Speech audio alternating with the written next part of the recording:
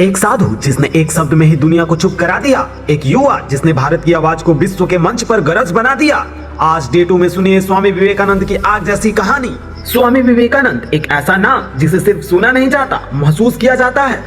वो एक संत नहीं थे, एक क्रांति थे, एक ऐसी क्रांति जिसने भारत के हर युवा में आत्मविश्वास की आग जला दी।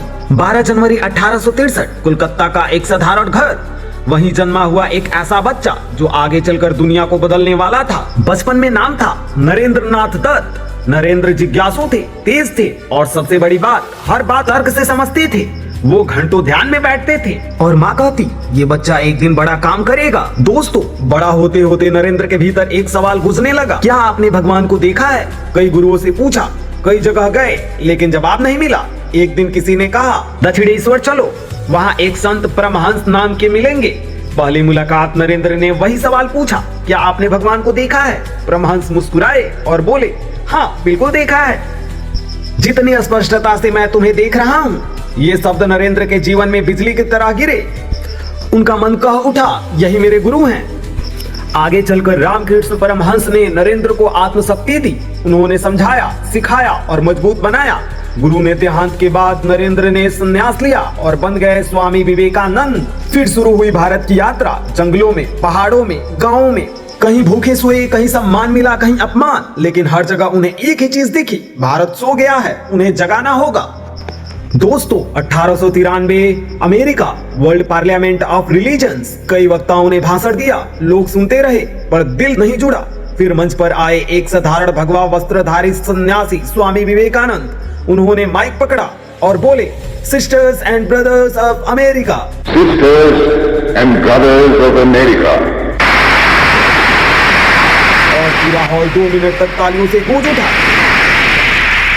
It fills my heart with joy unspeakable to rise in response to the warm and cordial welcome which you have given us. ये सिर्फ भाषण नहीं था, ये भारत की आत्मा का पुनर्जन्म था। उन्होंने कहा, सभी धर्म ईश्वर तक पहुंचने के रास्ते हैं। The idea of toleration. I am proud to belong to a religion which has taught the world both tolerance and universal acceptance.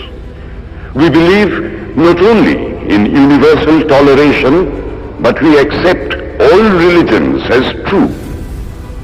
हम लड़ने नहीं, जगाने आए हैं। दुनिया दंग रह गई। विवेकानंद रातों रात विश्व का नायक बन गए। विवेकानंद ने युवाओं को जगाया। उन्होंने कहा, उठो, जागो और तब तक मत रुको जब तक लक्ष्य न मिल जाए। सबसे बड़ा पाप है अपने आप को कमजोर समझना। एक विचार को पकड़ लो और जीवन उसी में लगा दो।